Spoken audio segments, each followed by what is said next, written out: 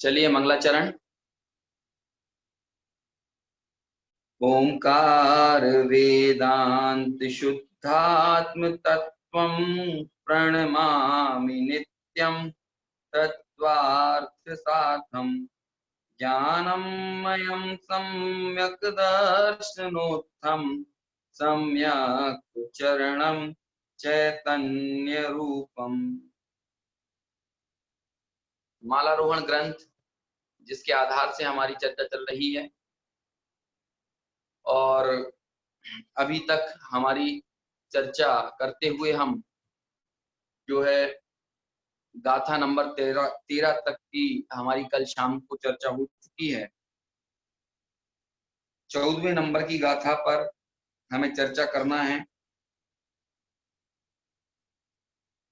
अभी तक का जो विषय आया है उसमें तारण स्वामी ने अपनी गुणमाला में जो ये मालारोहण ग्रंथ रचा है उसमें जिन चीजों की चर्चा की है उसमें 27 तत्वों के स्वरूप की बात आई है, देव गुरु और धर्म की बात आई है, मूल गुणों की चर्चा आ चुकी है ना, शील की चर्चा आई है। इसके अलावा 3 शल्यों से ये जीव विमुक्त होता है, ये चर्चा आ चुकी है ना। साथ ही साथ समस्त चर्चा के बीच में जो मूलभूत सुर रहा है तारण स्वामी का, वो सुर यही रहा है कि एक शुद्धात्म तत्व का श्रद्धान ही वास्तव में सम्यक दर्शन का कारण है और शुद्धात्म तत्व का श्रद्धानी ही इस माला का आरोहण करता है। इत्यादि रूप से विभिन्न प्रकार से चर्चा करने के उपरांत अब हम 14वीं गाथा की अपनी चर्चा शुरू करेंगे। उससे पहले कुछ लोगों ने सवाल किया था, जैसी कल सुबह की कक्षा में चर्चा चली थी शील की, जो शील 11वीं गाथा 11वीं या 12वीं गाथा में जो शील शब्द आया था उसमें मैंने एक बात कही थी कि मुनिराज का 18,000 प्रकार का शील का पालन करते हैं। 6 ढाला में भी एक पंक्ति है, 8-10 सहस्र शील धर, इस तरह की पंक्ति है, मतलब 8-10 यानी 18 और सहस्र यानी 1000, है ना। 18,000 प्रकार के शील के धारी हैं। तो कुछ लोगों ने मुझसे प्रश्न किया कि वो 18,000 प्रकार के शील आपको बता दूं, क्योंकि मैंने कहा था कि 5 मिनट में वो बताए जा सकते हैं, है ना। चलिए शुरुआत में हम पहले वो 18,000 के शील आपको बता दें, उसके बाद हमारी 14वें नंबर की गाथा की चर्चा करेंगे, क्योंकि कल हमने 28 मूल गुणों का भी स्वरूप समझा था, है ना। 28 मूल गुण जो होते हैं उनमें 5 महाव्रत होते हैं, 5 समितियां होती हैं, इसके अलावा 5 इंद्रिय विजय होते हैं, 5 महाव्रत अहिंसा, सत्य, अचौर, ब्रह्मचर्य और अपरिग्रह, 5 समिति ईर्ष्या, भाषा, आदान निक्षेपण, प्रतिष्ठापन, ईर्ष्या, भाषा, ऐष्णा, आदान निक्षेपण और प्रतिष्ठापन, ये 5 समितियां होती हैं। 5 इंद्रिय विजय मतलब स्पर्शन इंद्रिय विजय, रसना इंद्रिय विजय, घ्राण इंद्रिय विजय, चक्षु इंद्रिय विजय और कर्ण इंद्रिय विजय, है ना। इसी तरह से 6 आवश्यक होते हैं, उसमें सामायिक, प्रतिक्रमण इत्यादि प्रकार से स्वाध्याय, इससे 6 आवश्यक होते हैं।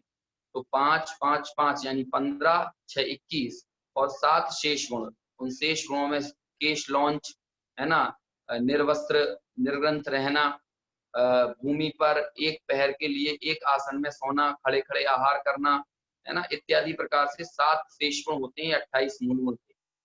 तो उन 28 मूल गुणों में जो ब्रह्मचर्य महाव्रत होता है, उस ब्रह्मचर्य महाव्रत में भी 18,000 शील का पालन करते हैं। बड़ा ही उत्कृष्ट जाति का, उत्कृष्ट कोटि का शील मुनिराज के होता है। निश्चय से शील तो अपने स्वभाव में अनुरक्त रहना, स्वभाव में लीन रहना, स्थिर रहना, वो निश्चय शील है, वही निश्चय ब्रह्मचर्य है। लेकिन जो व्यवहार से जो ब्रह्मचर्य का पालन उनके होता है, तो कितने प्रकार से वो सर्व प्रकार से स्त्री का त्याग करते हैं, और वो जो शील की बाढ़ हैं वो एक तरह से उनके उत्तरोत्तर हम भेद करें तो 18,000 प्रकार के शील का के पालन करने वाले मुनिराज होते हैं, है ना। चलिए 2-3 मिनट में, 4 मिनट में, जितना भी समय लगता है, हम 18,000 प्रकार के शील आपको मैं बताता हूँ। आपके पास कॉपी पेन हो तो आप नोट भी कर सकते हैं, है ना। आसान है, थोड़ा सा गौर करेंगे तो आपको भी याद हो जाएंगे। 18,000 प्रकार के शील में से मुनिराज जो है वो चेतन स्त्री और अचेतन स्त्री दोनों ही प्रकार की स्त्रियों के त्यागी होते हैं। चेतन स्त्री है ना के निमित्त से भी उनके परिणामों में कुटिलता कलुषता है, उसको भी वे वह भी उनके जीवन में नहीं होता।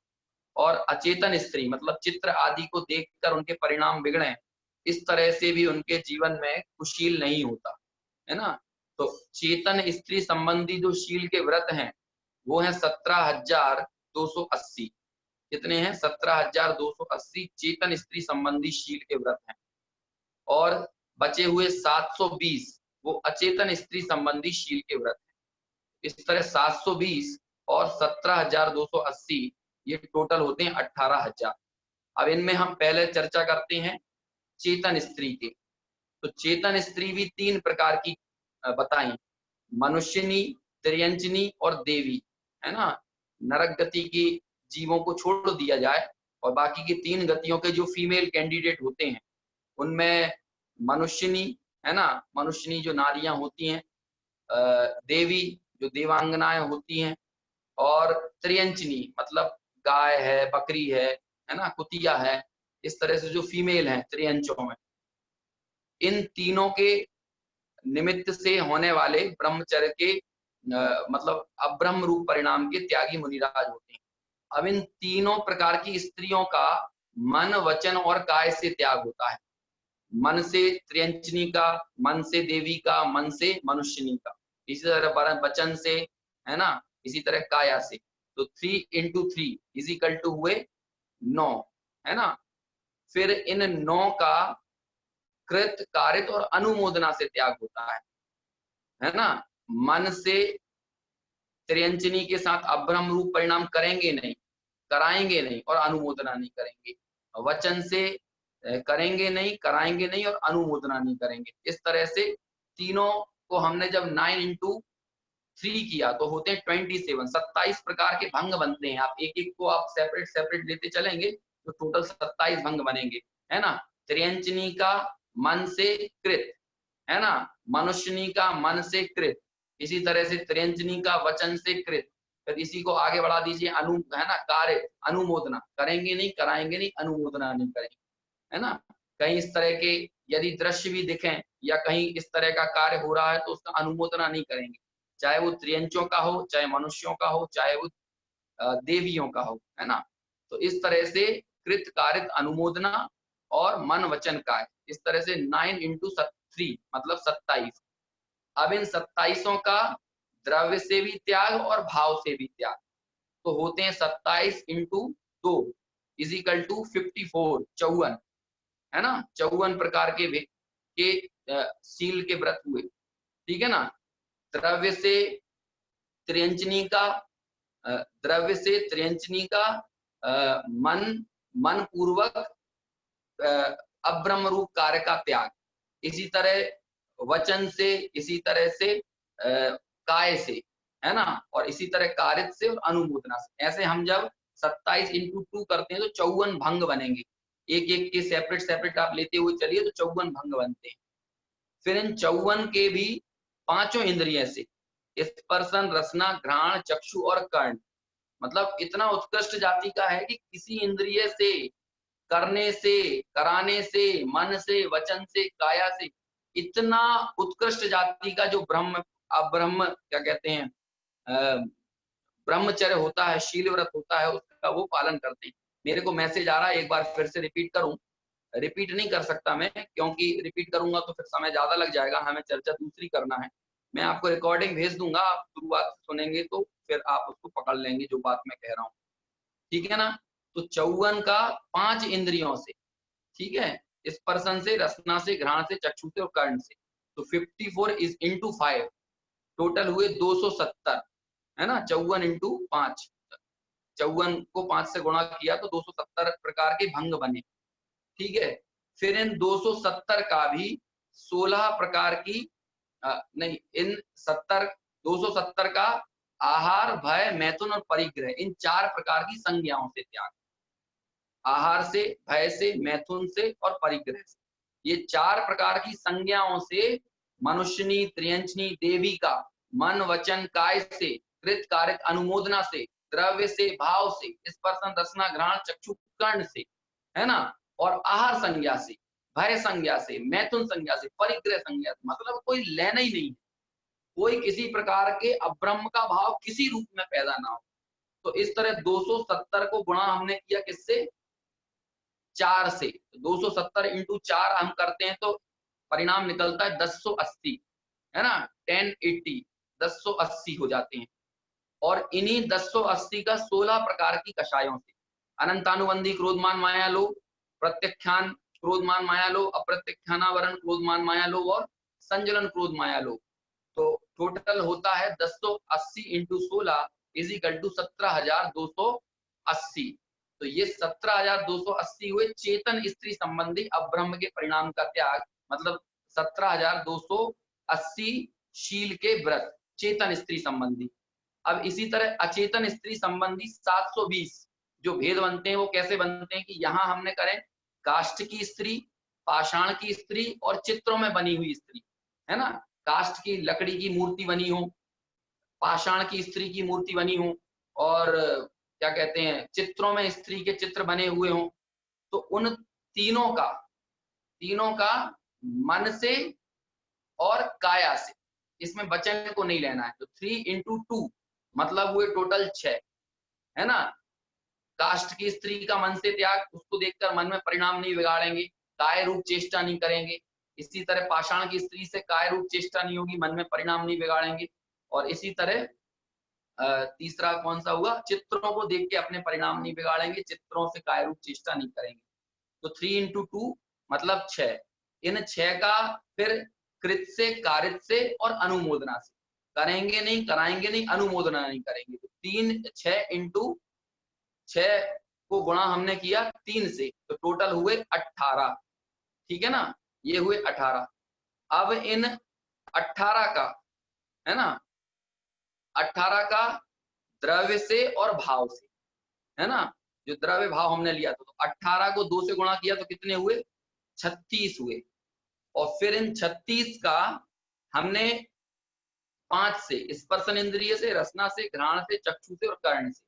देखिए इन पांचों इंद्रियों से अब्रह्म का परिणाम होता है। हमको ये बात समझ में नहीं आती है। आप ऊपर ऊपर के देवों में जाएंगे ना, तो उनके जैसे कि पहले दूसरे स्वर्ग में शुरुआत के जो 2 हैं, पहले दूसरे तीसरे चौथे, इन स्वर्गों में मनुष्यों की तरह का जो अब्रह्म रूप परिणाम होते हैं, भोग आदि होते हैं स्त्री पुरुष के, वैसा होता है बस शुरुआत के देवों में, है ना। 16 स्वर्गों की यदि हम बात करें तो उसके बाद सिर्फ स्पर्श करने से, छू लेने से ही उनकी तृप्ति हो जाती है। उसके और ऊपर जाते हैं तो सिर्फ रसना, है ना, मतलब उनके हाथ की बनी हुई कोई चीज ले ली, उन्होंने हाथ पे भोजन करा दिया, उससे ही उनकी तृप्ति हो जाती है।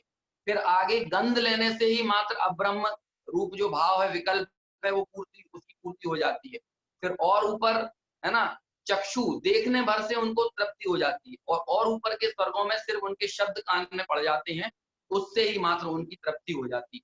तो इस तरह से ऊपर ऊपर के स्वर्गों में अब्रह्म के परिणाम घटते चले जाते हैं, है ना। जैसे मनुष्यों की प्रक्रिया होती है उस तरह की प्रक्रिया नहीं होती। तो अब्रह्म का भाव पांचों इंद्रियों से पोषण किया जा सकता है। आजकल हम ये जो तरीके देखते हैं ना, जो हंसी टट्टा करते हैं स्त्रियों के साथ, है ना, कोई तपस्वी हो, कोई कहना चाहिए कि त्यागी हो, मुनिराज हो, तो वो बिल्कुल भी वो मनुष्यों के लिए शोभा नहीं देता है। तो फिर तो सोचिए कि ऊपर ऊपर की चीजें तो बहुत ऊपर ऊपर के पदधारियों के लिए तो संभव ही नहीं है। मुनिराज तो बहुत बहुत बहुत उत्कृष्ट जाति के जीव होते हैं, बहुत बहुत अद्भुत अद्भुत है। मुनिचर्या जैसी कुछ नहीं, ऐसी ऐसी अद्भुत चर्या है ना। तो इस तरह 36 को हमने 5 से गुणा किया तो कितना हुआ, 236 इंटू 5 इज इक्वल टू कितना होगा, 180। 36 को 5 से गुणा करेंगे तो 180, 180 होगा। और इन 180 को 4 प्रकार की संज्ञाओं से, आहार से, भय से, मैथुन से और परिग्रह से, तो 180 इंटू 4 इज इक्वल टू होता है 720, ठीक है ना। इस तरह 720 प्रकार का अचेतन स्त्री संबंधी शील का व्रत का वे पालन करने वाले होते हैं। ये सारी जो मतलब हम लोगों ने एक जो समाज रचा है, इस समाज में चेतन स्त्री संबंधी सिर्फ 54। 54 कहाँ भाई साहब, पूरे तो हो गए, है ना। फिर से मैं बोल देता हूँ अचेतन स्त्री संबंधी। अचेतन चेतन स्त्री के तो मैंने बता दिए 17,280, है ना। यदि आपने बाद में ज्वाइन किया होगा तो शायद आप उसको काउंट नहीं कर पाए होंगे, है ना। शुरुआत से मैंने चर्चा की थी, आप फिर से सुनिएगा तो आपको पता चलेगा। अब मैं फिर से वो पूरा गणित लगाऊंगा तो हमारी आज की चर्चा रह जाएगी, ठीक है। अचेतन स्त्री संबंधी आपको बता दिए हैं, काष्ठ की स्त्री 1, पाषाण की स्त्री, और तीसरी चित्रों में बनी हुई स्त्री। इन तीनों प्रकार की स्त्रियों का मन से और काया से त्याग। तो 3 गुणा 6, 3 गुणा 2 मतलब 6। फिर इन 6 को हमने गुणा किया कृत, कारित और अनुमोदना से, तो 6 × 3 है ना, 6 × 3 मतलब 18 भेद हुए। फिर 18 को हमने गुणा किया द्रव्य से और भाव से, तो हुए 36। फिर इन 36 को हमने 5 इंद्रियों से गुणा किया, तो 36 × 5 मतलब 180। फिर इन 180 को हमने आहार, भय, मैथुन और परिग्रह संज्ञा से गुणा किया, तो 720। ये अचेतन स्त्री के हुए, है ना। और चेतन स्त्री के फिर मैं बता चुका हूँ इसी तरह से। तो इस तरह के ये 720 अचेतन स्त्री और 17,280 प्रकार के जो चेतन स्त्री संबंधी शील के दोष लगते हैं, उन सभी प्रकार के दोषों से मुनिराज दूर रहते हैं। मैं ये कह रहा था कि हमारे जो समाज का जो हमने रचना रची है, या जिस तरह का आजकल हंसी टट्ठे का और अभ्रम रूप चेष्टाएं होती हैं, वो कहीं भी उचित नहीं है। हम उनको हंसते हैं, है ना, उनको लेकर हम क्या कहते हैं कि हंसी मजाक करना और इस तरह की जो प्रक्रियाएं चलती हैं वो बिल्कुल सही नहीं है। चाहे वो देवर भाभी के साथ करता हो, चाहे वो सालियों के साथ होती हो। आवाज कट रही है, सिर्फ किसी एक जन की आवाज को आवाज कटी हुई मतलब आवाज डिस्टर्ब आ रही है, या सभी के लिए आवाज डिस्टर्ब आ रही है? यदि किसी एक को आवाज डिस्टर्ब आ रही है तो फिर आपको आपके यहाँ नेटवर्क प्रॉब्लम होगी। मेरा तो यहाँ नेटवर्क एकदम प्रॉपर। देखिए मैसेज आया है, नहीं कट रही है आवाज, मतलब आप ही जिस जगह पर बैठी है वहां नेटवर्क प्रॉपर नहीं होगा, इसीलिए आवाज कट कर आ रही है, ठीक है। हाँ देखिए एक और मैसेज आ गया, आवाज ठीक आ रही है, ठीक है। मैं आपको ग्रुप पर भेज दूंगा ये, ठीक है ना। 18,000 प्रकार के शील ग्रुप पर भेज दूंगा, ठीक है, ओके। तो इस तरह से 18,000 प्रकार के शील का पालन करने वाले मुनिराज होते हैं। लेकिन हम लोगों ने जो एक समाज रचा है, जहां पर सालियों के साथ मजाक करना या भाभियों के साथ मजाक करना, ये जो पूरा सिस्टम है ना, ये सिस्टम बहुत अब्रह्म के भाव को बढ़ाता है। ये बहुत उचित नहीं है। लोग इसको हंसी मजाक में उड़ा देते हैं, लेकिन इससे भी अब्रह्म की पूर्ति होती है। बात करने से, बात करने में आपका रस लेना, है ना, बातें सुनने में रस लेना, है इस देखने में रस लेना, ये सारी चीजें अब्रह्म के भाव को बढ़ाती हैं, परिणामों में चंचलता लेके आती हैं। परस्पर इस तरह के वार्तालाप होते हैं, है ना। जो लोग ऑफिसेज में जाते हो वहां पर अपनी सहयोगी कलीग्स होती हैं, उनको लेकर इस तरह की बातें करना, उनके बारे में अनर्गल वार्तालाप करना, ये सब नहीं होना चाहिए। एक तरह से हम लोग जैसे सिद्धों के लघुनंदन मुनिराज हैं, तो मुनिराज के लघुनंदन श्रावक होते हैं। तो हमको श्रावक चर्या के अनुसार अपना जीवन जीना चाहिए। हमारे मन में भी इस तरह के अब्रह्म के परिणाम ना हो। क्यों? क्योंकि काम रूपी रोग सबसे विशाल है। जिसने काम रूपी दुर्वार को जीत लिया, है ना। अनेक प्रकार के श्लोक जो हमारे आचार्यों ने भगवंतों की उपासना में लिखे, उनकी भक्ति में लिखे, उसमें इसी तरह के श्लोक लिखे कि हे प्रभु, जिस काम ने पूरे विश्व को जीता है, आपने उस काम को जीत लिया है, तो आपसे बड़ा विजेता कोई नहीं। इस तरह से भगवान की उपासना की है।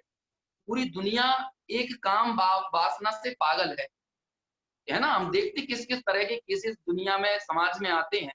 तो एक श्रावक को इस तरह के हंसी टट्टे, है ना, जो होते हैं मजाक मस्ती, अब्रह्म की क्रियाएं हैं ये। अब्रह्म सिर्फ एक ही प्रकार का नहीं होता, बल्कि इस अनेक प्रकार का होता, ऐसा नहीं होना चाहिए।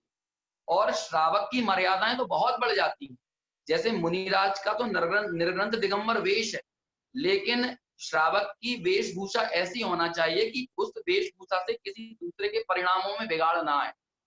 इस तरह की वेशभूषा होना चाहिए। मुनिराज का स्वरूप तो बाल बाल मतलब कहना चाहिए बालकवत कहा जाता है, बच्चे की तरह। जैसा नवजात शिशु होता है यथाजात रूप, जन्मे हुए बच्चे का जैसा रूप होता है, वैसा यथाजात रूप मुनिराज का होता है ना। इसलिए उनको जो चीजें उनकी हैं वो हमारे जीवन में नहीं आना चाहिए। कोई कहे मुनिराज तो निर्ग्रंथ होते हैं तो हम लोग तो रह सकते हैं क्या? नहीं भाई साहब, ऐसा नहीं है। मतलब ऐलक और क्षुल्लक ये जो दो भेद है ना, उसमें ऐलक को ही लंगोटी की छूट है। क्यों? क्योंकि उसके परिणामों में इतना स्थिरता आ गई है। उस समय क्षुल्लक भी मतलब 11वीं प्रतिमाधारी भी जो होता है, उसका शरीर भी कभी भी इस तरह का अंग प्रत्यंग नहीं दिखना चाहिए जिससे अनावश्यक किसी के परिणामों में कलुषता आए। ऐसे हमारी वेशभूषा होना चाहिए, है ना? छोटी सी बालिका भी हो, उसके सामने भी किसी पुरुष को, भले ही वो उम्र में ज्यादा क्यों ना हो, लेकिन हमें इस तरह की पहनावे ओढ़ने से बचना चाहिए। आज के समय में लोग सो कॉल्ड मॉडर्निज्म की तरफ आगे बढ़ रहे हैं और ये जो खुली, है ना, कहना चाहिए कि बड़ी ओपन संस्कृति, ओपन कल्चर को बहुत उसकी पैरवी करते हैं, वो सही नहीं है। वो सारा ओपन कल्चर धरा रह गया आपका ये कोरोना के समय में। आप गले लगते थे, है ना, गाल लगा के एक दूसरे का अभिवादन करते थे, और वेस्टर्न कल्चर में तो किसेस होते हैं, ये सब चीजें करते थे। ये सब चीजें उचित नहीं है। जो हमारी पुरातन संस्कृति है हाथ जोड़ने की, अब अल्टीमेटली आपको स्वीकार करना पड़ा है, नहीं करना पड़ा है। ये सारी चीजें हमारे यहाँ हैं। आज आप अपने घरों में रहिए, है ना, अनावश्यक बाहर विचरण मत कीजिए। ये दिग्व्रत देशव्रत की व्यवस्था हमारे यहाँ पहले से है ना। जो क्वारंटाइन क्वारंटाइन की बहुत चर्चा चल रही है, मुनिराज का विविक्त सय्यासन नाम का एक व्रत होता है। तो मुनिराज ऑलरेडी क्वारंटाइन करके अपनी स्वरूप की साधना करते हैं, एकांतवास में ही रहते हैं। वो नेचुरल क्वारंटाइन है उनके जीवन में। तो जो हमारी जो पूरी सभ्यता संस्कृति है, हमने जिस जिस देश के पास, जिस संस्कृति के पास अपना कोई इतिहास नहीं है, अपना कोई प्राचीन साहित्य नहीं है, हम उस संस्कृति के इतने मुरीद हो गए हैं कि हमने हमारे 5000 साल पुरानी तो ज्ञात संस्कृति है, बल्कि तो आदिनाथ भगवान से आप लगाएंगे तो कितनी प्राचीन संस्कृति है, हमने उस संस्कृति को हाशिए पर फेंक दिया है। जबकि ये सारे कबीले हुआ करते थे, चाहे अमेरिका हो चाहे यूरोप हो, इनका 1500 साल से पहले का कोई इतिहास नहीं है। लेकिन भारत के जो 5000 साल पहले का इतिहास विद्यमान है। लेकिन आज हम लोग इतने बुद्धि से दिवालिया हो गए हैं कि हम ओपन कल्चर, आधे आधे कपड़े, है ना, और सो कॉल्ड मॉडर्निज्म की तरफ जा रहे हैं। मतलब क्या कहें, वो चर्चा आप समझ लेना, सभी लोगों के परिचित है, जीवन में चल रहा है। ये सब चीजें ठीक नहीं है, ये सब उचित नहीं। हमको समझना चाहिए, शील जो होता है ना, वो बहुत बहुत प्रबल चीज है। काम भाव को जीतना, ब्रह्म के परिणाम को जीतना सबसे मजबूत हमारे यहाँ व्यवस्था है पूरी। स्वदार संतोष व्रत, है ना, 6वीं प्रतिमा पर्यंत, 6वीं प्रतिमा तक पत्नी के साथ जीवन यापन होता है, और वह देशव्रती श्रावक होता है। देशव्रती श्रावक मतलब 2 कसाय चौकड़ी का अभाव उसके जीवन में होता है। वो सदा संतोष व्रत का पालन करता है। 7वीं प्रतिमा में वो अपनी पत्नी का त्यागी होता है, जब 7वीं प्रतिमा धारण करता है। तो 6 प्रतिमा तक तो बाकायदा घर में रहता है, दुकान चलाता है, बाल बच्चों के साथ रहता है, उनके शादी विवाह करता है। शादी विवाह वगैरह करना, है ना, ये मतलब अनायास हर किसी का नहीं, लेकिन अपने पुत्र पुत्र आदि का जो उसकी जिम्मेदारी है। ये 10वीं प्रतिमा अनुमति त्याग प्रतिमा तक सलाह मशवरा घर गृहस्थी संबंधी, ये 10वीं प्रतिमा पर्यंत चलता है। और 7वीं प्रतिमा से पहले तक स्वदार संतोष व्रत होता है। इसके अलावा के शील को छोड़ना चाहिए। ये सारा जो हमारे यहाँ सिस्टम है ना, हमारे यहाँ कोई जोर जबरदस्ती नहीं की है कि अनावश्यक हमने एक तय दिमाग ऐसा बना लिया है कि धर्म घर में नहीं हो सकता। अरे मुनि पने की साधना घर में ही होती है। और ऐसा कहा कि सामायिक करते समय ग्रस्त मुनियों की तरह होता है। ग्रस्तो मोक्ष मार्गस्थो निर्मोही मोहिना मुनि, इस तरह की गाथाएं हैं, श्लोक हैं। वो ग्रस्त मोक्ष मार्गी है ना। वो सामायिक के काल में रत्नगण श्रावकाचार में सामायिक प्रतिमा का स्वरूप पढ़िए, सामायिक का स्वरूप पढ़िए, उसमें आपको पता चलेगा कि सामायिक करते समय मुनिराज जैसा ही है, गृहस्थ को मुनिराज जैसा ही कह दिया है। तो ये सारा अभ्यास यहाँ पर होता है। अणुव्रतों की व्यवस्था इसीलिए है, महाव्रतों की अभ्यास के लिए। महाव्रत सीधे पालन नहीं किए जाते, है ना। सीधे क्यों, आपने पूरा जीवन तो विषय कसाय में बिताया और आप सोचो सीधे मुनि बन जाए, तो ऐसी व्यवस्था नहीं है। अणुव्रत इसीलिए है कि इससे महाव्रतों का अभ्यास हो। हमने कल्याणकारी और जीवन में अपनाने योग्य तो महाव्रतों को ही माना है, लेकिन उसका अभ्यास करने के लिए अणुव्रत की व्यवस्था है। तो इस तरह से हमें ये सारा गंभीरता से विचार करना चाहिए कि कौन सी चीज किस अनुरूप है ना। यदि मुनिराज का आयस्नान नाम का व्रत होता है, लेकिन गृहस्थ तो स्नान करता है ना। गृहस्थ के जीवन में तो स्नान होना चाहिए, उसके बगैर वो मंदिर आदि जाए, भोजन आदि करे तो ये एक व्यवहार शुद्धि का नियम है, उसके जीवन में स्नान होगा, है ना। मुनिराज के जो अनेक चीजें हैं वो मुनिराज की भूमिका के लिए, मुनिराज निर्ग्रंथ दिगंबर रह सकते हैं, लेकिन गृहस्थ जो है उसको बाकायदा अपने शील गुण का पालन करते हुए वस्त्राभूषण इत्यादि पहनना चाहिए। वो इस तरह से अपना भोंडा प्रदर्शन ना करे कि जो अन्यों को देखने में भी उचित ना लगे, है ना। और ऐसा 10वीं प्रतिमा तक तो होता ही है। 10वीं प्रतिमा के बाद 11वीं प्रतिमा में खंड वस्त्र के धारी क्षुल्लक होते हैं और एकल वस्त्र के धारी, है ना, अकेले लंगोट के धारी ऐलक होते हैं। उसके बाद वो भी मुनि पने का अभ्यास है। क्यों? क्योंकि उस समय क्योंकि पूरी तरह निर्गंध दिगंबर होना है, उससे पहले 11वीं प्रतिमा में ऑलमोस्ट लगभग पूरी तरह से मुनिचर्या का भली भांति परिपक्वता के साथ पालन होता है। ऐसी पूरी व्यवस्था है ना। हम यदि जनागम को ना समझें ना पढ़ें तो फिर बहुत भ्रांतियां इस संबंध में रहती हैं। वो भ्रांतियों को दूर करना बहुत जरूरी है। और वास्तव में तो हम गृहस्थ श्रावक हैं, लेकिन फिर भी हमारे जीवन में इस तरह का आचरण होना चाहिए। आप अपनी प्रथमानुयोग की कथाएं पढ़िए, उसमें लक्ष्मण से जब पूछा गया कि भाई ये कुंडल किसके हैं, तुम इन्हें पहचानते हो? तो लक्ष्मण ने कहा कि कुंडल का तो पता नहीं, लेकिन ये पायल जरूर सीता भाभी की है। क्यों? क्योंकि मैं हर रोज उनके चरण स्पर्श करता हूँ, तो मैं पायलों को तो मैंने देखा है कि ये पायल उनकी है, लेकिन कभी अपनी आंखें उठाकर उनके उनके चेहरे की तरफ नहीं देखा। तो कुंडल आदि को इतने गौर से देखने का तो सवाल ही पैदा नहीं होता। ऐसा हमारे यहाँ महान आदर्श हमारे 63 सलाका के महापुरुषों में हुए, है ना। सतियां हुई महान महान, है ना। सती अंजन बाला, है ना, अंजना, सती सीता, महान महान परंपरा है। उस परंपरा के अनुयायी बनिए।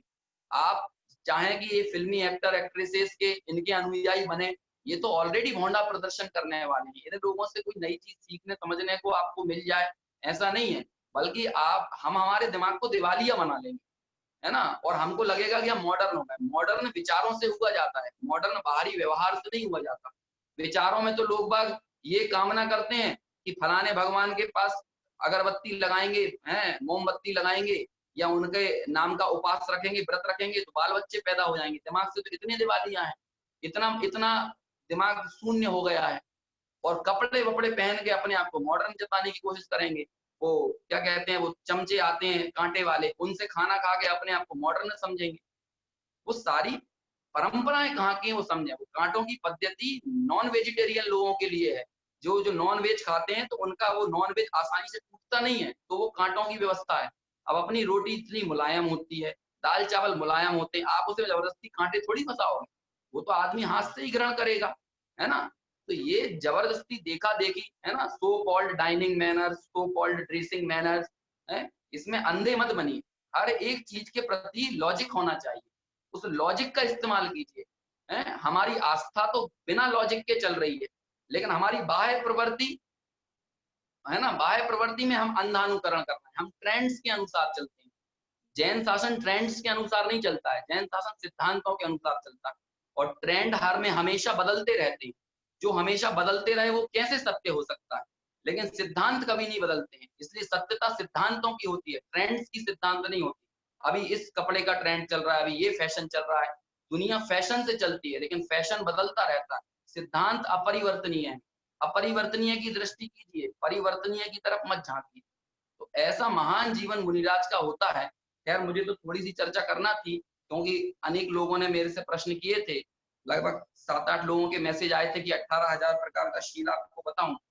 उस संबंध में मुझे इतनी चर्चा करने का विकल्प आया और कुछ ज्यादा ही चर्चा हो गई, है ना। चलिए 14वें नंबर की गाथा निकालते हैं। इसमें सम्यक दृष्टि के कैसे जो 8 प्रकार के दोष हैं संकादी, उनसे विमुक्त होने की बात इस गाथा में कही है, वो पढ़ते हैं।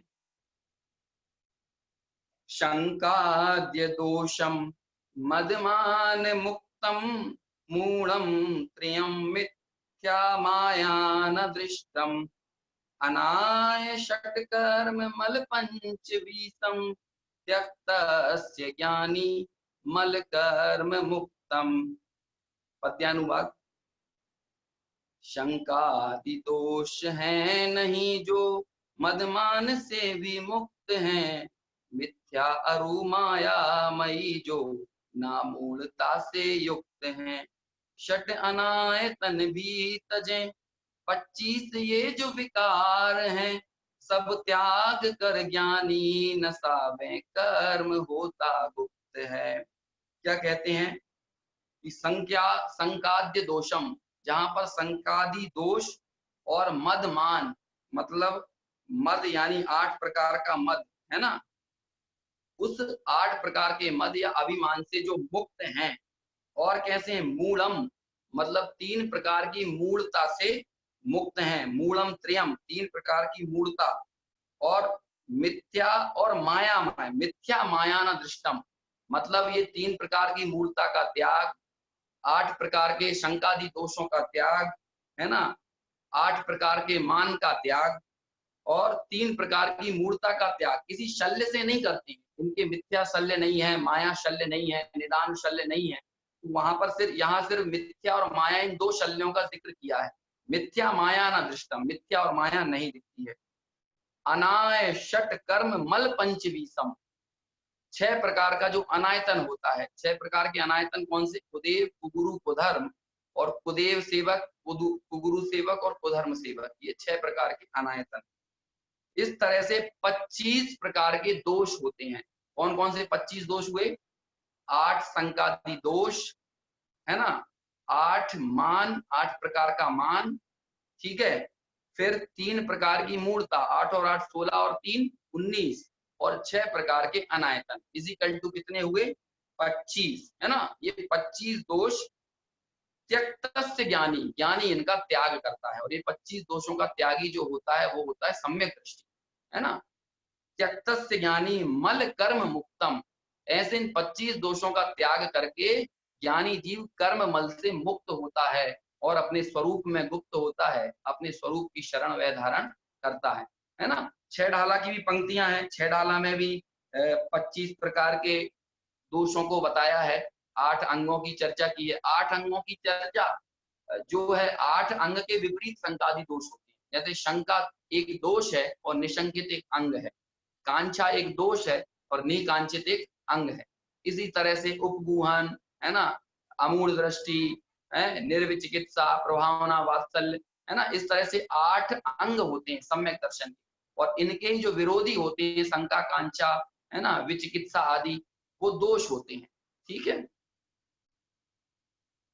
6 ढाला में जो पंक्तियां हैं आप लोगों को संभवतः याद होंगी, एक बार अपन उनको दोहरा लेते हैं। जिन वच में शंका न धार, वृष भाव सुख वांछा भाने, मुनि तन मलिन न देख घिनावे, तत्व को तत्व पिछाने, निज गुण अरु पर अवगुण ढाके, वा निज धर्म बढ़ावे, कामा दिख कर वृषते चिगते, निज पर को सुदृढ़ावे, धर्मी 100 गौ बच्छ प्रीति सम, कर जिन धर्म दिपावे, इन गुण तय विपरीत दोष, वसु तिन को सतत खिपावे, है ना। ये 6 डाला में पूरी चर्चा है कि जिन वच में शंका ना धार, जिनेन्द्र भगवान के वचनों में शंका ना करे, भाव सुख वांछा भाने, भाव सुखों की वांछा ना करे, इच्छा ना करे, मुनि तन मलिन न देख घिनावे, मुनि राजों का, साधर्मियों का मलिन तन देखकर घिन ना आना चाहिए। यदि घिन आ रही है तो समझ लिए विचिकित्सा, अरे कैसा कोड़ फूट गया है ना, कैसे उनको तपस्चरण के कारण और आय स्नान नाम के व्रत के पालन करने के कारण कई बार शरीर में मैल आदि लग जाता है, तो उसको देखकर घिन नहीं आना चाहिए। बल्कि साधर्मी के प्रति, मुनिराज के प्रति वैयावृत्ति तभी हो सकेगी जब आपको उसे देखकर घिना ना छूटे। वास्तव में जुगुप्सा का भाव तो कहीं भी नहीं होना चाहिए। जुगुप्सा एक कषाय का नाम है, हमें उस कषाय को जीतने के लिए प्रयास करना चाहिए। और उसमें भी जो मुनिराज के शरीर को देखकर घृणा करे तो वो तो बहुत अधम से अधम प्रवृत्ति है, अधमाधम प्रवृत्ति है ना। तो मुनि तन मलिन न देख घिनावे, तत्व कुतत्व पिछाने, तत्व क्या है और कुतत्व क्या है इसकी जानकारी होना चाहिए। यदि तत्व और कुतत्व की पहचान नहीं है तो समझ लीजिए कि आप मूढ़ दृष्टि है, और तत्व और कुतत्व की पहचान है, समझिए अमूढ़ दृष्टि है। मूढ़ दृष्टि नहीं होना चाहिए, है ना। देव कौन है, कुदेव कौन है, ये पहचान होना चाहिए, ठीक है। यदि ये पहचान नहीं है तो मूढ़ दृष्टि है। इसी तरह से 7 तत्व क्या है और 7 तत्वों के विपरीत स्वरूप क्या है, ऐसे तत्व और कुतत्व की पहचान होना चाहिए। मैं कौन हूं और पर कौन है, इस बात का ज्ञान होना चाहिए। ये ऐसा जब ज्ञान हो तो वो मूढ़ अमूढ़ दृष्टि कहलाता है, और इसके विपरीत जो होता है वो कहलाता है मूढ़ दृष्टि, ठीक है। निज गुण अरु पर अवगुण ढाके, अपने गुणों को ढाके और दूसरों के अवगुणों को ढाके। लेकिन आजकल प्रवृत्ति कैसी है कि अपने मुंह से मुंह मियां मिट्ठू बनना बहुत आता है लोग, हम ऐसे हम ऐसे हम ऐसे, हमारे बाल बच्चे ऐसे, है ना। अपनी प्रशंसा में ही आदमी समय गवा देगा और दूसरों की निंदा करने में। मैं कहता हूं, हाँ, मैं ये बात कहता हूं कि 8 मतलब सबसे निम्न स्तर की प्रवृत्ति यदि कोई है ना, तो वो है अपनी प्रशंसा करना और दूसरों की निंदा करना। ये बहुत निम्नतर स्तर की प्रवृत्ति है। अपने से ये प्रवृत्ति जितने जल्दी दूर हो वो उतना अच्छा है। अनावश्यक इस चीज में हमें नहीं प्रवेश करना चाहिए। अपने मुंह में या मिट्टू बनना, है ना, अपने मुंह से अपने गुणों की बहुत चर्चा करना, ये सम्यक्त्व में बाधा है। इसे आप मामूली अवगुण मत समझिए, सम्यक दर्शन में बाधा है। इसलिए अपने गुणों का अनायास जिक्र नहीं करना, है ना। कोई अन्य व्यक्ति भी करता हो तो बड़े साम्य भाव से उस प्रशंसा को ग्रहण करना, है ना। फूल के गुप्पा नहीं हो जाना, बल्कि और एक्स्ट्रा नहीं, अरे आपने 2 गुण कम बताए, हमें तो ये भी गुण है, इस तरह की चर्चा नहीं करना।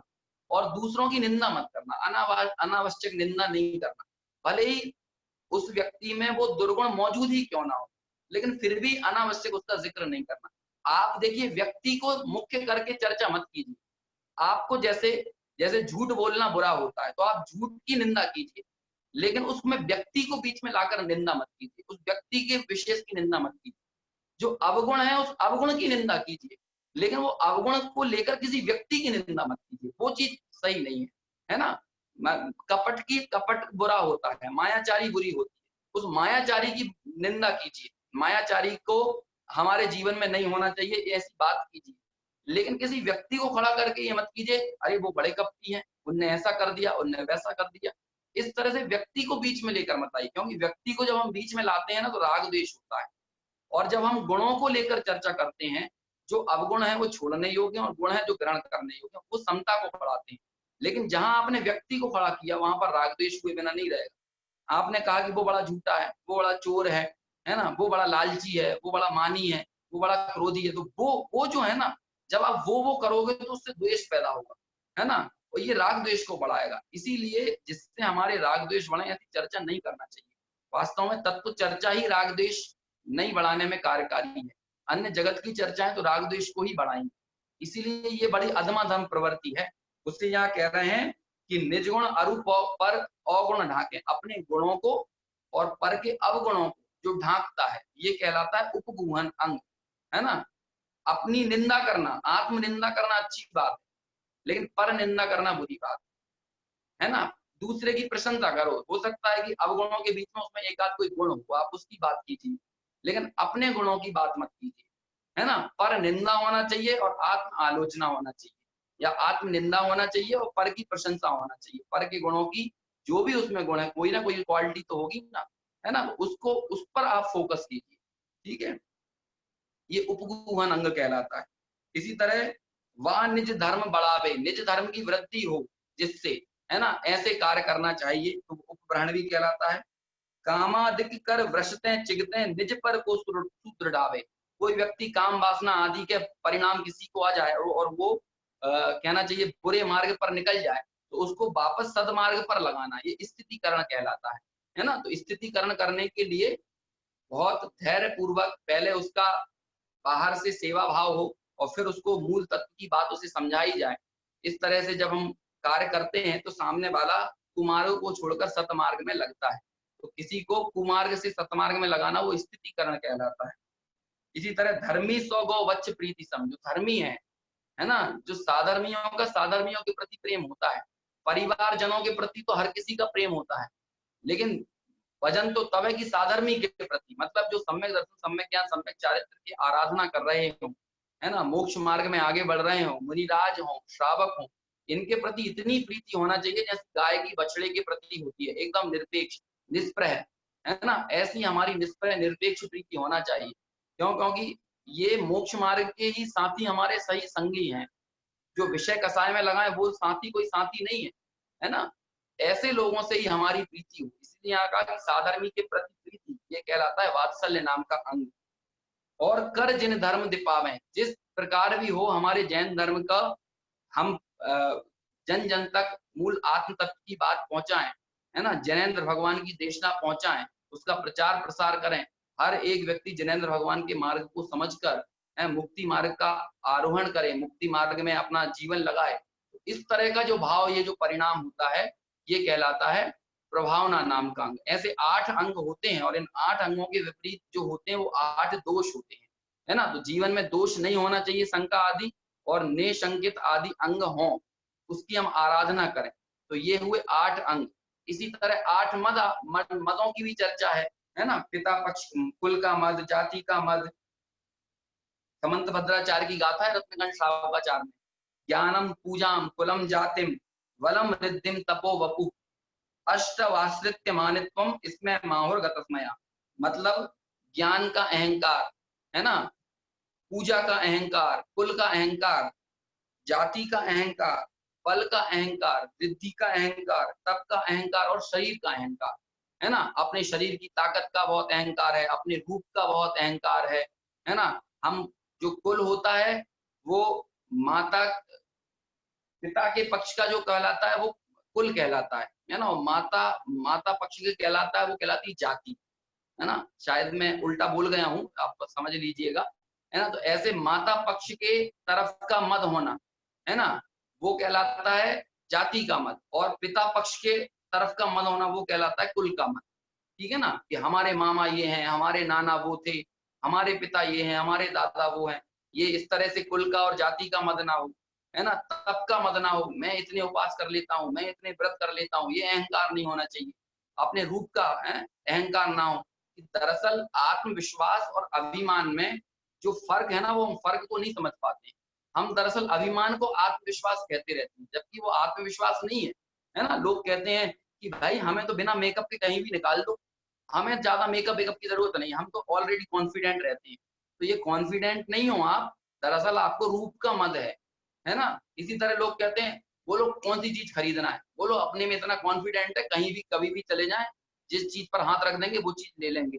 ये भाई साहब आत्मविश्वास नहीं है, ये आपको अपने पैसे का मद है, धन का मद है ना। इसी तरह बोलो कौन सी चीज पूछना, एक झटके में मैं आपको सुनाकर बता सकता हूँ, है ना, मेरे को इतना नॉलेज है, मैं ये जानता हूँ, मैं वो जानता हूँ। ये कॉन्फिडेंस नहीं है, ये ज्ञान का मद है, ये अहंकार है। अहंकार को और आत्मविश्वास को समझिए। आत्मविश्वास उसे कहते हैं कि मैं आत्मा हूँ, इस बात का विश्वास, ये आत्मविश्वास कहलाता है। बाकी हम सब लोग अपने अहंकार को आत्मविश्वास कह रहे हैं, वो सब शरीर के आश्रित है ना। और दरअसल मान तो एक प्रकार का होता है, लेकिन मान के आश्रय जो है वो 8 प्रकार के हैं। ये लिखा ना अष्टावाश्रित्य मानित्वम, ये 8 प्रकार का आश्रय। यदि आपका अहंकार रूप को देखकर होता है तो रूप के आश्रय से मान बढ़ा, यदि आपका अहंकार पैसे को देखकर बढ़ता है तो पैसे के आश्रय से मान बढ़ा। तो मान कषाय तो एक ही प्रकार की है, लेकिन उसके आश्रय जो हैं, उसकी जो वजह है वो 8 प्रकार की हैं। उन 8 को देखकर मान पैदा होता है। वास्तव में सच्ची बात तो ऐसी है कि जिसे अपने चिद्रूप की खबर नहीं है, उसे अपने रूप का अहंकार होता है। जिसे अपने त्रिकाली सहज ज्ञान की खबर नहीं है, उसे अपने क्षयोपम ज्ञान का अहंकार होता है ना। जिसे अपने सिद्धों की जाति का मैं हूँ, ऐसी अपनी असली जाति की खबर ना हो, वो अपने माँ बाप की जाति और कुल को देखकर अहंकारी होता है। अपनी वास्तविक सिद्धों की जाति का मैं हूँ, जैसे सिद्ध है वैसा मैं हूँ, मैं चैतन्य रूपी हूँ, ये पौद्गलिक रूप मेरा नहीं है ना। कई लोग इस तरह की बातें करते हैं कि भैया अपने से बड़े लोगों को मत देखो, अपने से छोटे लोगों को देखो। तो अपने से छोटे लोगों को देखकर आप सुखी नहीं होगे, अपने से छोटे लोगों को देखकर आप अभिमानी होगे, अहंकारी होगे, है ना। और अपने से बड़े लोगों को देखोगे तो दीनहीन महसूस करोगे। तो दीनता भी मान का ही पर्याय है। अपने को दीनहीन मानना संयोगों के आधार पर, ये भी अभिमान का ही एक रूप है। इसको ये मत समझना कि भैया हम तो दीन है ना, आप ही के पास है। तो ऐसी अपनी दीनता की चर्चा करने के कारण आप अपने आप को मार्दव धर्म का धारी मत समझ लीजिए। दीन महसूस करना संयोगों के कारण, मैं गरीब हूँ, मैं तो कुरूप हूँ, है ना, भैया हमारा तो नीचा गोत्र है, हम में तो ताकत नहीं है, सिंगल हड्डी है। इस तरह की दीनता महसूस करना भी मान का ही पर्याय है। तो इसलिए कहते हैं भाई अपने से ऊपर वाले लोगों को देखोगे तो दीनता आएगी, अपने से नीचे वाले लोगों को देखोगे तो अहंकार आएगा, लेकिन अपने को देखोगे तो वीतरागता आएगी। तो ना ऊपर वालों को देखो ना नीचे वालों को देखो, आप अपने को देखो, अपने स्वभाव को देखोगे तो वीतरागता की ओर आगे बढ़ोगे। पर की तरफ देखना ही उल्टा है ना। इस तरह के 8 प्रकार के मान की चर्चा यहाँ पर की, ठीक है ना। 8 प्रकार का क्या हुआ, शंकादि दोष, 8 प्रकार के मान। ऐसी ही 3 मूर्ता, ठीक है, 3 मूर्ता कौन सी, देव मूर्ता, गुरु मूर्ता और लोक मूर्ता, है ना। कहीं कहीं धर्म मूर्ता की भी चर्चा आती है। और कुदेव, कुगुरु, कुधर्म और इनके सेवक। देखिए कुदेव अलग चीज होती है और देव मूर्ता अलग चीज होती है ना। कुगुरु अलग चीज है और गुरु मूर्ता अलग चीज है। कुदेव तो रागी देवी देवताओं के आश्रय से जो आपको, आपकी जो आस्था है वो कुदेव की सेवा है, कुदेव की पूजा है। लेकिन देव मूर्ता सच्चे देव के सामने भी हो सकती है, गुरु मूर्ता सच्चे गुरु के सामने भी हो सकती है ना। लोक मूर्ता, धर्म मूर्ता सच्चे धर्म के आश्रय से भी हो सकती है। वो कैसे हो सकती है, अब अनेक तरह की प्रक्रिया है, मैं तो क्या क्या बात करूं, उसकी चर्चा करने जुट जाए लोक मूर्ता की तो बहुत तरह की बात हो जाएगी, है ना। महावीर जी जाओगे तो बाल बच्चे मिलेंगे, आप गए तो सच्चे देव के स्थान पर हो, लेकिन उससे आपकी, आपने जो मूर्ता पुष्ट की वो देव मूर्ता है। समझ में आ रहा है ना।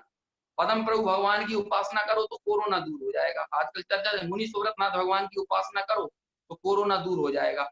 ये देव मूर्ता है मुनि सुव्रतनाथ भगवान आपका कोरोना दूर करने नहीं आएंगे, शनि दूर करने नहीं आएंगे, उनको इतनी फुर्सत नहीं है। उनके स्वरूप को खंडित मत कीजिए, बिगाड़िए मत। ये देव मूर्ता है, आपने नाम तो सच्चे देव का लिया लेकिन मूर्ता गलत पुष्ट की।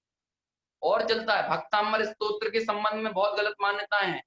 भक्तांबर स्तोत्र का ये पद पढ़ो तो हैजा दूर होगा, ये पद पढ़ो तो मलेरिया दूर होगा, ये पद पढ़ो तो बच्चा सुंदर पैदा होगा, ये पद पढ़ो तो कोढ़ दूर होगा, है ना। ये पद पढ़ो तो घर में पैसा आएगा, ये पद पढ़ो भक्तांबर का तो ये आएगा। ये सब धर्म मूर्ता है, ये लोक मूर्ता है। पढ़ तो आप अच्छी चीज रहे हो लेकिन उसके जरिए जो मूर्ता पुष्ट कर रहे हो वो गलत है। ये मूर्ता है, इसको समझने की बहुत जरूरत है ना। हमने सिर्फ स्थान बदल लिए हैं लेकिन हम सच्चे स्थान में आकर अपनी मूर्ता को पुष्ट कर रहे हैं। बहुत प्रकार की लोक मूर्ता है, नदियों में नहाने से धर्म हो जाएगा, है ना। ये लोक मूर्ता को पुष्ट करने वाली चीज है। शादी विवाह में वो तोरण द्वार तोड़ा जाता है, उसका आपने कभी लॉजिक लगाया है, क्या लॉजिक है उसका, क्यों वो तोरण द्वार तोड़ रहा है, वो लोक मूर्ता है? राजस्थान में एक कथा चलती है, एक तोरण नाम का राक्षस था, है ना, और वो रानी के तरफ मुग्ध था, तोरण नाम का राक्षस। तो जब राजा उस रानी को ब्याहने के लिए गया तो पहले उसने अपनी तलवार से उस तोरण नाम के राक्षस को मारा और फिर वो उसने अपनी रानी को ब्याहाया, है ना। तो तब से वो तोरण को तोड़ना मतलब वो तलवार रख के चलना और तोरण को तोड़ना है, वो एक ऐसी परंपरा बन गई। वास्तव में ये हिंसा का भाव है ना। आपने एक पहले परंपरा चली आ रही है और उस परंपरा को बिना लॉजिक की, एक सिंपल सी बात है, जो चीज आपको लॉजिकल ना लगे वो मत कीजिए। जो लॉजिकल नहीं है वो सारी चीजें करना वो लोक मूर्ता है। मैं कहता हूँ सच्चे देव का प्रधान भी बिना लॉजिक के यदि करोगे तो वो देव मूर्ता है।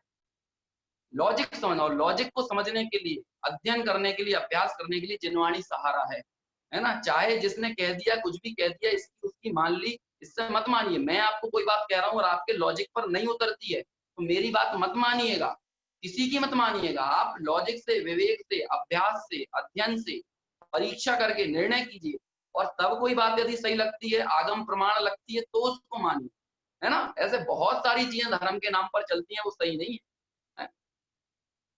ये सब लोक मूर्ता के अंतर्गत आता है। तो ये देव मूर्ता, गुरु मूर्ता, लोक मूर्ता, इस तरह से 3 प्रकार की मूर्ताएं होती है ना। बहुत सारे भभूत चला रहे हैं लोग, अगरबत्ती जला रहे हैं, इससे ये चला जाएगा, वो चला जाएगा। अरे कहाँ लगे हो, है?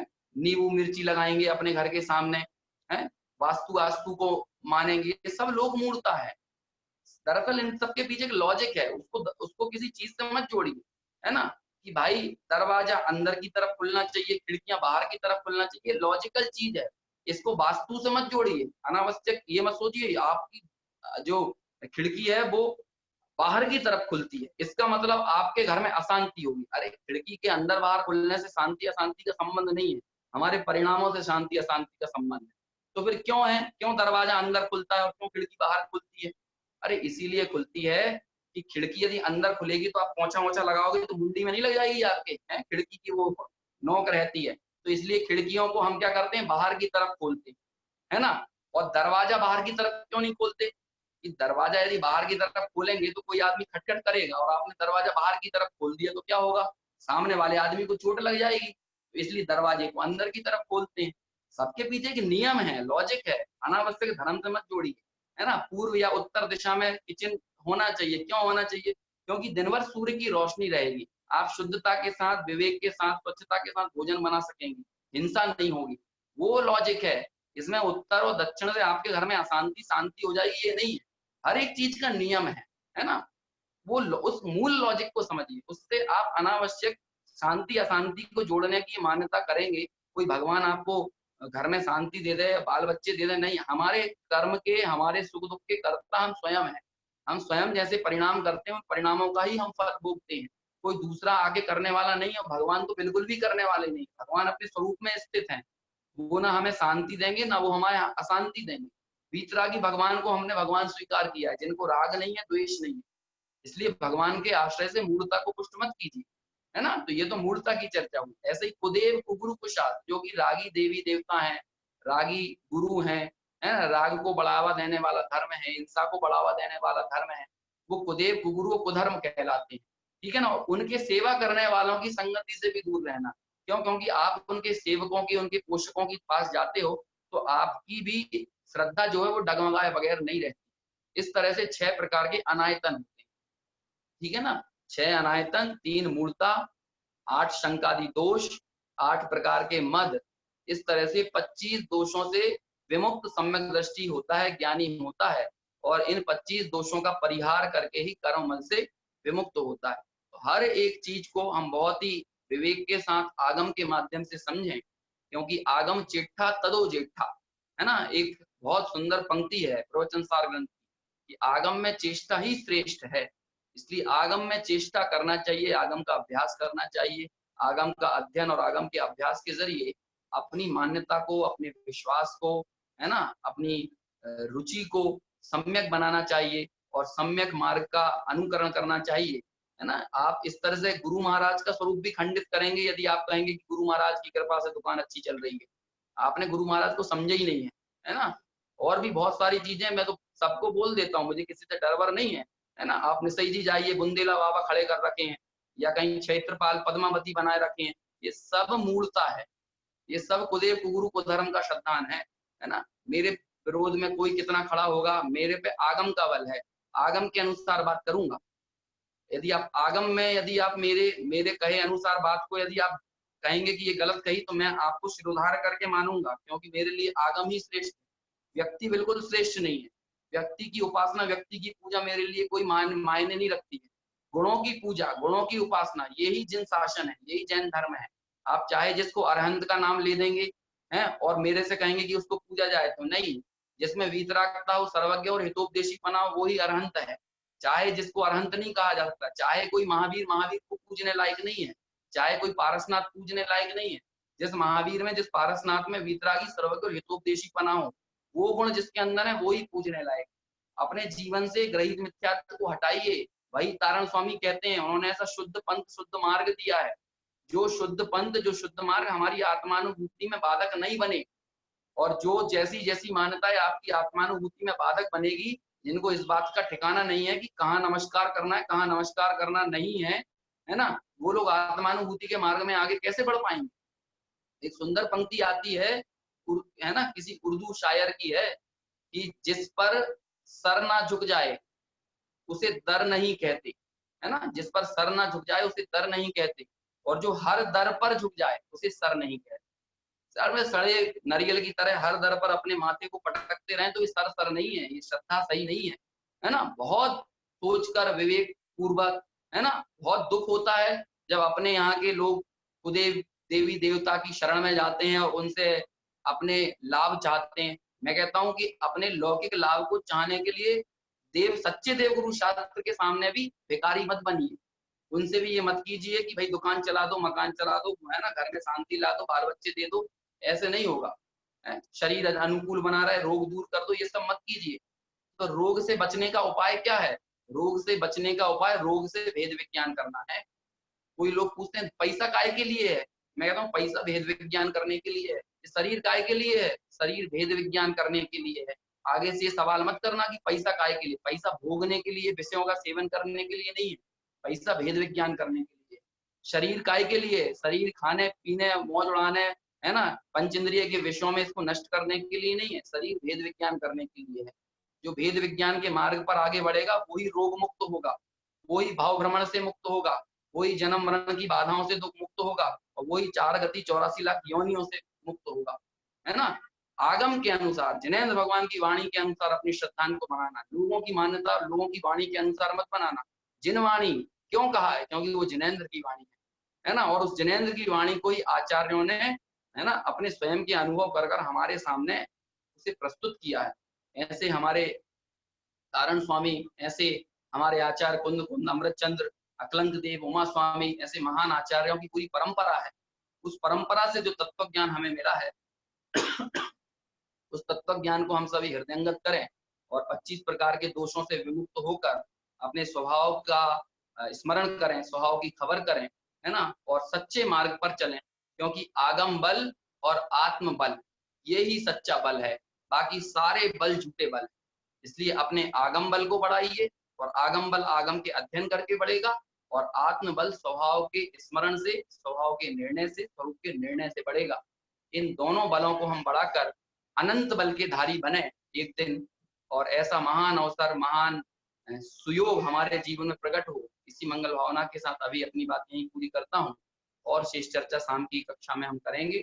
जिनवाणी स्तुति करते हैं। जावाणी के ज्ञान ते सूझे लोकालो, सोवाणी मस्तक नमो सदा देत पद ढो, सदा देत पद ढो।